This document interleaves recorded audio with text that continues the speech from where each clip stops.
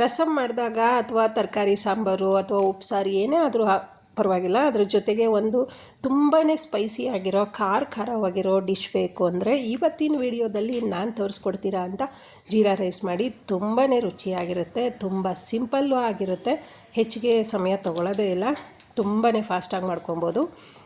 ಮೊದಲಿಗೆ ನಾನಿಲ್ಲಿ ಒಂದು ಚಿಕ್ಕ ಬಾಣಲಿನ ತೊಗೊಂಡು 2 ಸ್ಪೂನಷ್ಟು ಚಿಲ್ಲಿ ಪೌಡರ್ನ ಹಾಕ್ಕೊತಾ ಇದ್ದೀನಿ. ಚಿಲ್ಲಿ ಪೌಡರ್ನ ಹಾಕ್ಕೊಂಡು ಸ್ವಲ್ಪ ಹುರ್ಕೊಬೇಕಾಗುತ್ತೆ. ಉರಿಯುವಾಗ ಸ್ಟವ್ನ ಸಿಮ್ಮಲ್ಲಿ ಇಟ್ಕೊಳ್ಳಿ. ಸಿಮ್ಮಲ್ಲಿ ಇಟ್ಕೊಂಡು ನೀಟಾಗಿ ಹುರ್ಕೊತಾ ಬನ್ನಿ. ಜೊತೆಗೆ ಜೀರಾ ಪೌಡರ್ ಹಾಕ್ಕೊತಾ ಇದ್ದೀನಿ 1 ಸ್ಪೂನಷ್ಟು. ಜೀರಾ ಪೌಡರು ಮತ್ತು ಚಿಲ್ಲಿ ಪೌಡರು ಎರಡನ್ನೂ ಸ್ವಲ್ಪ ಬಣ್ಣ ಚೇಂಜ್ ಆಗೋ ತನಕ ಹುರ್ಕೊಳ್ಳಿ. ಅಂದರೆ ಚಿಲ್ಲಿ ಪೌಡರ್ದು ಏನು ಕೆಂಪು ಬಣ್ಣ ಇರುತ್ತೆ ಅದು ಸ್ವಲ್ಪ ಕಡಿಮೆ ಆದರೆ ಸಾಕು, ಅಲ್ಲಿ ತನಕ ಹುರ್ಕೊಬೇಕು. ನೋಡಿ, ಕರೆಕ್ಟಾಗಿ ರೆಡಿ ಆಗಿದೆ. ಇವಾಗ ಸ್ಟವ್ನ ಆಫ್ ಮಾಡಿಕೊಂಡು ಆರೋದಕ್ಕೆ ಬಿಡೋಣ. ಹಾಗೆಯೇ ಪಕ್ಕದಲ್ಲಿ ಒಂದು ಬಾಣಲಿಗೆ 2 ರಿಂದ 3 ಸ್ಪೂನಷ್ಟು ಆಯಿಲ್ನ ಹಾಕ್ಕೊತಾ ಇದ್ದೀನಿ. ತುಂಬಾ ಬೇಗ ಆಗೋಗ್ಬಿಡುತ್ತೆ, ಯಾಕಂದರೆ ಖಾರ ರುಬ್ಬೋ ಅವಶ್ಯಕತೆ ಇರಲ್ಲ. ಹಾಗಾಗಿ ತುಂಬ ಫಾಸ್ಟಾಗಿ ಆಗಿಬಿಡುತ್ತೆ ಮತ್ತು ಟೇಸ್ಟಿಯಾಗೂ ಇರುತ್ತೆ. ಎಷ್ಟು ಸ್ಪೈಸಿಯಾಗಿರುತ್ತೆ ಅಂದರೆ, ಯಾಕಂದರೆ ನಾವು ಜೀರಾ ಪೌಡರು ಮತ್ತು ಚಿಲ್ಲಿ ಪೌಡರ್ನ ಹಾಕೋದ್ರಿಂದ ತುಂಬಾ ಸ್ಪೈಸಿಯಾಗಿರುತ್ತೆ. ಹಸಿರು ಮೆಣಸಿಕಾಯಿ ಮತ್ತು ಹಣ್ಣುಮೆಣ್ಸಿಕಾಯಿ ಎರಡನ್ನೂ ಕಟ್ ಮಾಡಿ ಒಗ್ಗರಣೆಗೆ ಹಾಕ್ಕೊತಾ ಇದ್ದೀನಿ. ಜೊತೆಗೆ 2 ಈರುಳ್ಳಿನ ಉದ್ದುದ್ದಾಗಿ ಕಟ್ ಮಾಡಿ ಅದನ್ನು ಫ್ರೈ ಮಾಡ್ಕೊಳ್ಳೋಕೆ ಹಾಕ್ಕೊಳ್ಳೋಣ. ಈರುಳ್ಳಿ ಮತ್ತು ಹಸಿರು ಮೆಣಸಿಕಾಯಿನ ಸ್ವಲ್ಪ ಹಸಿ ವಾಸನೆ ಹೋಗೋ ತನಕ ಫ್ರೈ ಮಾಡ್ಕೊಬೇಕು. ತೀರಾ ಜಾಸ್ತಿ ಹೊತ್ತು ಫ್ರೈ ಮಾಡಬೇಡಿ, ಯಾಕಂದರೆ ತಿನ್ನುವಾಗ ಈರುಳ್ಳಿ ಬಾಯಲ್ಲಿ ಸಿಕ್ಕಬೇಕು. ಆ ಥರ ಫ್ರೈ ಮಾಡಿಕೊಂಡ್ರೆ ತುಂಬ ಚೆನ್ನಾಗಿ ಬರುತ್ತೆ. ಎಣ್ಣೆಯಲ್ಲಿ ನೀಟಾಗಿ ಫ್ರೈ ಮಾಡ್ಕೊಳ್ಳಿ. ಈರುಳ್ಳಿದು ನೋಡಿ ಕಲರ್ ಚೇಂಜ್ ಆದಮೇಲೆ 1 ಟೊಮೆಟೊ ಹಣ್ಣು ಹಾಕ್ಕೊತಾ ಇದ್ದೀನಿ. ಟೊಮೆಟೊ ಹಣ್ಣು ನೀಟಾಗಿ ಫ್ರೈ ಮಾಡ್ಕೊಳ್ಳೋಣ, ಅಂದರೆ ಸ್ವಲ್ಪ ಸಾಫ್ಟ್ ಆಗಬೇಕು. ಹಾಗೆಯೇ ಫ್ರೆಂಡ್ಸ್, ಯಾರಾದರೂ ನನ್ನ ಚಾನಲ್ಗೆ ಹೊಸದಾಗಿ ಜಾಯ್ನ್ ಆಗಿದ್ದರೆ ಪ್ಲೀಸ್ ಸಬ್ಸ್ಕ್ರೈಬ್ ಮಾಡ್ಕೊಂಡು ನೋಡಿ. ಹಾಗೆಯೇ ಬೆಲ್ ಬಟನ್ ಕ್ಲಿಕ್ ಮಾಡ್ಕೊಂಡು ಆಲ್ ಅಂತ ಸೆಲೆಕ್ಟ್ ಮಾಡ್ಕೊಳ್ಳಿ. ಅರ್ಧ kg ಚಿಕನ್ನ ಹಾಕ್ಕೊತಾ ಇದ್ದೀನಿ. ನೀಟಾಗಿ ಎಲ್ಲ ಕಡೆ ಮಿಕ್ಸ್ ಮಾಡ್ಕೊಬೇಕು. ಎಣ್ಣೆಯಲ್ಲಿ ಅದು ಚಿಕನ್ನು ನೀಟಾಗಿ ಫ್ರೈ ಆಗಬೇಕು. ಮಿಕ್ಸ್ ಮಾಡ್ಕೊತಾ ಇದ್ದೀನಿ. ನೀರು ಹಾಕೋ ಅವಶ್ಯಕತೆ ಇರಲ್ಲ, ಚಿಕನಲ್ಲಿ ಏನಿರುತ್ತೆ ಅದೇ ನೀರು ಬಿಟ್ಕೊಂಡು ಬರುತ್ತೆ. ಹಾಗಾಗಿ ನೀರು ಹಾಕೋ ಅವಶ್ಯಕತೆಯೂ ಇರಲ್ಲ. ಸ್ವಲ್ಪ ಅರಿಶಿನ ಪುಡಿನ ಹಾಕ್ಕೊತಾ ಇದ್ದೀನಿ.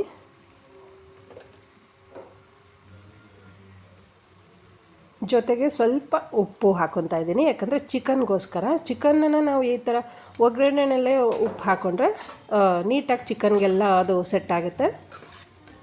ಮಿಕ್ಸ್ ಮಾಡ್ಕೊಳ್ಳೋಣ. ಇವಾಗ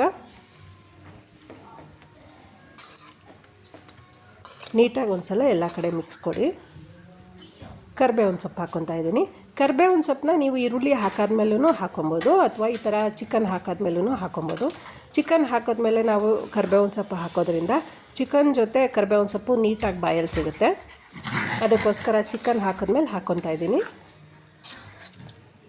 ಕರಿಬೇವಿನ ಸೊಪ್ಪು ಹಾಕಿದ್ಮೇಲೆ ಮಿಕ್ಸ್ ಮಾಡ್ಕೊಬೇಕು. ಈರುಳ್ಳಿ ಮಸಾಲ 2 ಸ್ಪೂನ್ ಹಾಕ್ಕೊತಾ ಇದ್ದೀನಿ. ಈರುಳ್ಳಿ ಮಸಾಲ ಅಂದರೆ ನಾನು ನೆನ್ನೆ ಚಿಕನ್ ಸಾಂಬಾರ್ದು ವಿಡಿಯೋ ಅಪ್ಲೋಡ್ ಮಾಡಿದ್ದೀನಿ. ಅದರಲ್ಲಿ ಈರುಳ್ಳಿ ಮಸಾಲ ಒಂದು ರುಬ್ಕೊತೀನಲ್ವ, ಆ ಮಸಾಲಾನ 2 ಸ್ಪೂನ್ ತೆಗೆದಿಟ್ಕೊಂಡಿದ್ದೆ. ಆ ಮಸಾಲಾನ 2 ಸ್ಪೂನ್ ಹಾಕ್ಕೊಂಡು ಹುರ್ಕೊಂಡಿರೋ ಅಂಥ ಚಿಲ್ಲಿ ಪೌಡರು ಮತ್ತು ಜೀರಿಗೆ ಪೌಡರು ಹಾಕ್ಕೊತಾ ಇದ್ದೀನಿ. ಜೊತೆಗೆ ಅರ್ಧ ಸ್ಪೂನಷ್ಟು ಪೆಪ್ಪರ್ ಪೌಡರ್ನ ಹಾಕ್ಕೊಂಡು ನೀಟಾಗಿ ಮಿಕ್ಸ್ ಮಾಡ್ಕೊತಾ ಇದ್ದೀನಿ. ನೀವಿಲ್ಲಿ ಈರುಳ್ಳಿ ಮಸಾಲ ಇಲ್ಲ ಅಂದರೆ ಅದಕ್ಕೆ ಬದಲಾಗಿ ಸ್ವಲ್ಪ 1 ಸ್ಪೂನಷ್ಟು ಗರಂ ಮಸಾಲ ಪೌಡರ್ ಹಾಕ್ಕೊಳ್ಳಿ, ನಡೆಯುತ್ತೆ. ಅದನ್ನು ನೀಟಾಗಿ ಮಿಕ್ಸ್ ಮಾಡ್ಕೊಳ್ಳಿ. ನಿಮಗೆ ಈರುಳ್ಳಿ ಮಸಾಲ ಬೇಕು ಅಂದರೆ ಚಿಕನ್ ಸಾಂಬಾರ್ದು ವಿಡಿಯೋ ಅಪ್ಲೋಡ್ ಮಾಡಿದ್ದೀನಿ, ಅದನ್ನು ನೋಡಿದ್ರೆ ನಿಮ್ಗೆ ಗೊತ್ತಾಗುತ್ತೆ. ನೀಟಾಗಿ ಮಿಕ್ಸ್ ಮಾಡಿಕೊಂಡು ಸ್ವಲ್ಪ ಹೊತ್ತು ಹಾಗೆ ಬೇಯಕ್ಕೆ ಬಿಡೋಣ. 2 ಕುದಿ, ಸಣ್ಣ ಕುದಿ 2 ಕುದಿ ಬಂದರೆ ಸಾಕು. ತುಂಬಾ ಸಿಂಪಲ್ಲು. ಜೊತೆಗೆ ರುಚಿಗೆ ತಕ್ಕಷ್ಟು ಉಪ್ಪು ಹಾಕಿ ಮಿಕ್ಸ್ ಮಾಡಿಕೊಂಡು ಕುದಿಲಿಕ್ಕೆ ಬಿಡಬೇಕು. ನೀವು ರಸಮ್ಗಂತೂ ಈ ಥರ ಮಾಡಿಕೊಂಡ್ರೆ ತುಂಬಾ ಎಷ್ಟು ಮಾಡಿತ್ತು ಅಷ್ಟು ಫುಲ್ ಒಂದೇ ಸಲ ಖಾಲಿಯಾಗುತ್ತೆ. ನೋಡಿ, ನಾನು ತೋರಿಸ್ತಿದ್ದೀನಲ್ವ. ಇವಾಗ ನಾನು ಒಂದು ಸ್ವಲ್ಪನೂ ನೀರು ಹಾಕಿಲ್ಲ, ಚಿಕನಲ್ಲೇ ಇರೋ ನೀರಿನ ಅಂಶ ಎಲ್ಲ ಬಿಟ್ಟು ಬರುತ್ತೆ.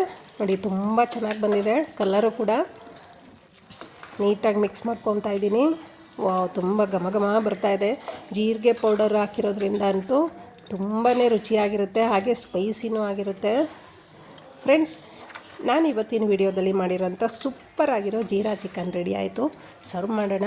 ಹಾಗೆಯೇ ಹೊಸ್ದಾಗಿ ನನ್ನ ಚಾನಲ್ಗೆ ಯಾರಾದರೂ ಜಾಯ್ನ್ ಆಗಿದ್ರೆ ದಯವಿಟ್ಟು ಸಬ್ಸ್ಕ್ರೈಬ್ ಮಾಡ್ಕೊಂಡು ನೋಡಿ, ಹಾಗೆ ಬೆಲ್ ಬಟನ್ ಕ್ಲಿಕ್ ಮಾಡಿ ಆಲ್ ಅಂತ ಸೆಲೆಕ್ಟ್ ಮಾಡ್ಕೊಳ್ಳಿ, ಯಾಕಂದರೆ ನಾನು ಹಾಕೋ ಪ್ರತಿಯೊಂದು ನೋಟಿಫಿಕೇಷನ್ಗಳು ಬರ್ತಾ ಇರುತ್ತೆ. ಈ ವಿಡಿಯೋ ನಿಮ್ಗೆ ಇಷ್ಟ ಆಗಿದ್ದರೆ ಲೈಕ್ ಮಾಡಿ, ಶೇರ್ ಮಾಡಿ, ಸಬ್ಸ್ಕ್ರೈಬ್ ಮಾಡಿ. ಮತ್ತೆ ಮುಂದಿನ ವಿಡಿಯೋದಲ್ಲಿ ಸಿಗೋಣ. Thank you.